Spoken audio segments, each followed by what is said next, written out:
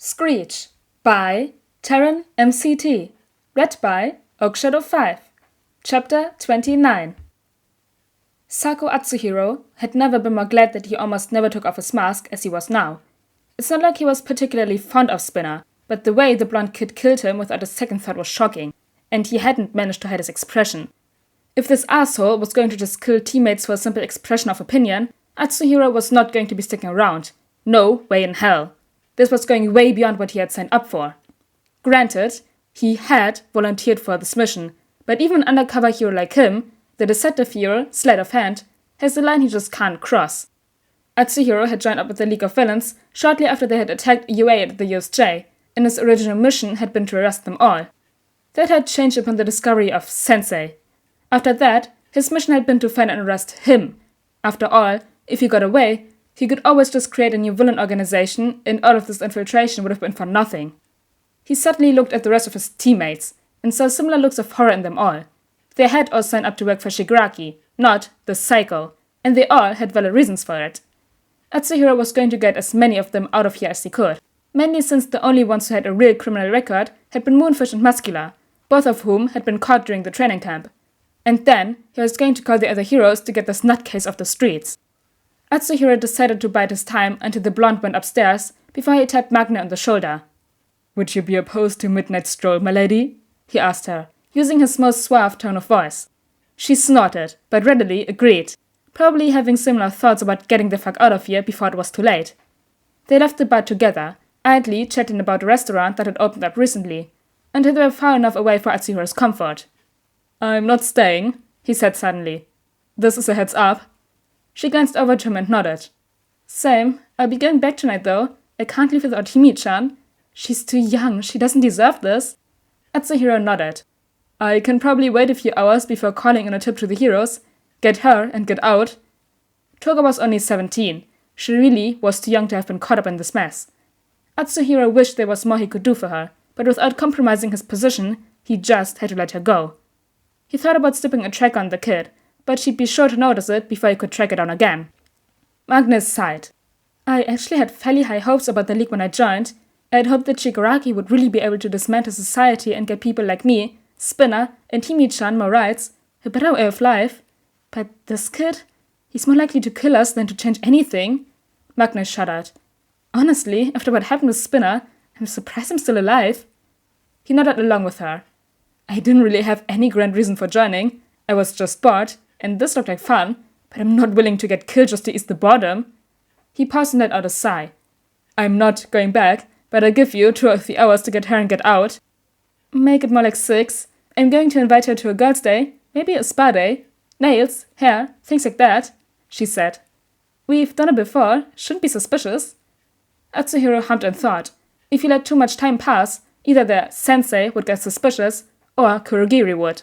He couldn't let either of them figure out he wasn't coming back. Otherwise, they might change locations and the kid they kidnapped would end up dead. He couldn't let that happen. The kid looked like he might be Eraserhead's kid. He hadn't noticed at first. He had just been told, "Purple-haired kid," and so that's the kid he captured. But after getting a good look at him... No, he couldn't wait 6 more hours to report this. Eraserhead would get him alive if anything happened to his son, and Atsuhiro wanted to live. He was already skating a fine line after having taken this kid to start with. "I'll give you until sunrise," he compromised. Magne nodded.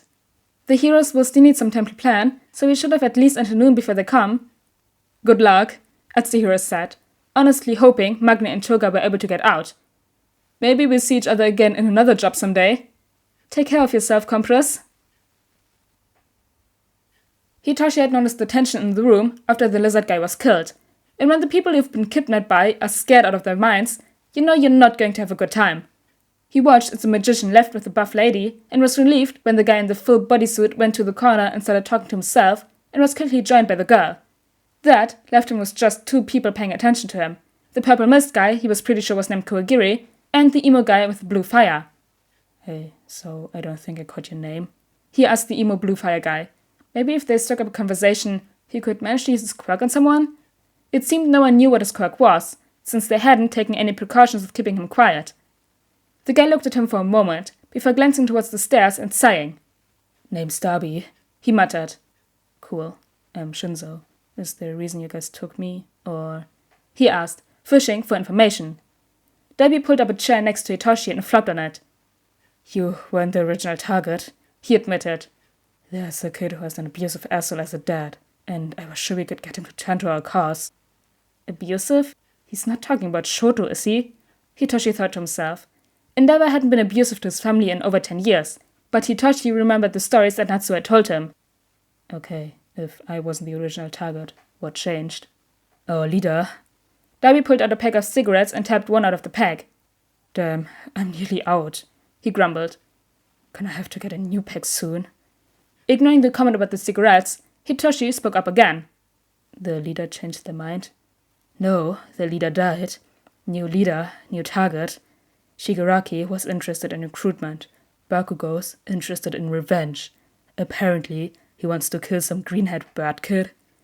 Dabi shrugged and lit a cigarette with a blue flame from his finger and took a puff as all color drained from Hitoshi's face. They were after Izuku. You were only to be taken if he couldn't find the green kid. I guess you're bait or some shit. Normally, Hitoshi wouldn't be worried about his brother. He knows now how strong Izuku is. Izuku could wipe the floor with any one of these guys. But right now, if Izuku finds out Hitoshi was taken to get to him, who knows what effect that'll have on his already fragile mental state? If he comes, what's going to happen to him? Hitoshi asked quietly. Dabi shrugged. Pretty sure Bakugo wants to kill him. Think he'll kill you too, after everything's done. Hitoshi closed his eyes and took a deep breath. Okay, he can work with this. So far, it seems Dabi doesn't know his quirk, so catching him in it shouldn't be too hard. His wrists were tied together behind the chair he was sitting on, and Dad had taught him how to get out of knots with the capture scarf, so this shouldn't be too different, right? He just needed to make sure no one was watching. To be honest, Dabi continued, voice at a whisper. I can't stand that punk as brat. Dabi pulled out his phone and started playing some game. Keep your cool, and who knows, when the time's right, I might get you out of here. But don't try to fuck with me. I'll go for smokes and never come back. He looked up and met Hitoshi's gaze. Understand me, kid? Hitoshi blinked at him for a moment and then slowly grinned. I don't care what you say, Izuku stated for what felt like the millionth time. I'm coming along to save my brother. Baby, Hisashi said, again for what felt like the millionth time. You know this is going to be dangerous. The League of Villains. Izuku interrupted him. They weren't hard for me to deal with last time. I can do it again this time. I'm getting my brother back. Izuku, Shota started, deciding it was his turn to try. Please, I want you to stay safe. And the last time you... I said I'm coming, Izuku insisted. You can decide if I come in a legal aspect or if I come as a vigilante, but I am going to be there. Keigo hesitantly raised his hand. Not gonna lie, but little bro's got a point. I'm the only one who can keep up with him in the sky, and I'm not going to try to stop him. I think he'd be a huge help in getting Hitoshi back. Shota pinched the bridge of his nose. Yes, he'll be a huge help, but that's not the point. Shota? Izuku's eyes were full of determination. I heard you tell Zashi what the captured villains said. They were after me and only took Hito to use the spade for me. I have to go. I'm the one they were after, and I will not let my brother suffer in my place. Damn it, Shota hissed. You weren't supposed to hear that. Izuku glared at him. Then don't forget how good my hearing is next time. I'm coming along to get my brother back, and you can't stop me. Keigo put an arm around Izuku's shoulders. Seriously, guys, you know Izuku will find a way to come no matter how much you try to stop him. Shota and Hisashi exchanged look before giving twin sighs of defeat. Fine, Hisashi finally said. You can come along. Izuku nodded in determination. Hitoshi had no idea how much time had passed, but he'd been chatting about cats and motorcycles with Dabi for a while. Hitoshi had spent a while in the past talking with Shota's brother Natsuo about motorcycles, and talking to Dabi reminded him a lot of those talks. Natsuo had told him that their oldest brother, Toya, had been obsessed with motorcycles, and he had gotten into them as a way to keep the memory of him alive. As their talks went on, Hitoshi started noticing a few other things about Dabi that reminded him of his boyfriend and his brother. He had a very similar sense of humor to Natsuo. His eyes were the same blue as Shoto's left eye, the same blue as Endeavor. When he had that thought, a whisper of a memory Shota had told him came back to him. Toya's fire was blue, and it burned so hot his body couldn't handle it. His quirk burned him. Hitoshi could only gape at Dabi, opening and closing his mouth with no sound coming out for a while, before finally managing, "Holy shit," in a whisper. Dabi looked at him and raised an eyebrow. "You good, kid?" You just remind me of someone," he stuttered. "Oh, yeah? Who?" "My boyfriend's dead older brother," he answered quietly. Dropping his voice to an almost whisper, he said, "Todoroki Toya." Dabi stiffened as his eyes widened. "Shoto or Natsu?" he asked in a voice just as quiet. "Shoto." Dabi just stared at him for several long seconds and then leaned back in his chair. Shit. Hitoshi was about to ask Dabi to confirm if he was or wasn't Toya when Magni and Toga came downstairs, followed by Twice. Twice and Toga were both skipping ahead of an amused Magni, talking about going to get their nails done. The three of them left almost as soon as they came down, with a casual, "See you later, Dubs!" tossed behind them from Toga. He waited a few minutes, but then Hitoshi just had to know. "That's you, right?" Dabi closed his eyes and took a deep breath. When he opened his eyes again, it seemed he had made a decision. "Yeah." "Cool." Hitoshi glanced around, making sure they were the only ones there, and then said, "Tell me now if you don't want me to tell Shoto and Natsu, because I will definitely be telling them if you don't say anything. They miss you." How have they been? How's Shoto?" Dabi asked quietly. Hitoshi smiled softly. "He's good, now at least, but from what he said, it took a few years after you died for them to get to where they are now. Shoto told me that after he got a scar, while he was still recovering, that's when when you died, and it seemed there was some sort of, I don't know, wake-up call for his dad." Hitoshi shrugged. "I've known Shoto for a few years now, and while his dad will never be Dad of the Year, Shoto has told me he's better than he used to be." Dabi scoffed. "Natsu backed up what Sho said. He's not as bad as he used to be. Natsu only wishes he had changed before you had to leave them."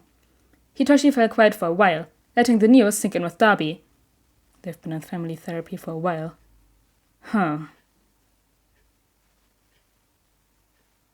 Izuku was leaning against Chota, just having found out the parts in the attack. Apparently, there had been an undercover hero working with the League, and they had relayed the location of the bar where Hitoshi was being held. But the Nomu that had also attacked the training camp and that Momo had placed a tracker on was at a separate warehouse. Izuku was going to be on the retrieval team at the bar, while Shota and Hisashi were going to be at the warehouse. Originally, Shota and Hisashi were going to be on the bar retrieval team, but when the organizers were told Screech was volunteering to join the attack, they reallocated their forces. The bar team was going to consist of Screech, Hawks, Edshot, and Mirko. But this is where Hitoshi was supposed to be. They had also been told that many of the members of the League were going to be abandoning them, so this 4 should be enough to take care of them. The main force was going to the warehouse. If they had one Nomu there, they might have more. Plus, Omid was sure that the man responsible for the League was going to be at the warehouse, so the main forces were going to be there. Shota dropped a kiss to Izuku's hair. "Be safe out there, and bring Toshi home." Izuku nodded with a chirp and hugged Shota. "I will, promise."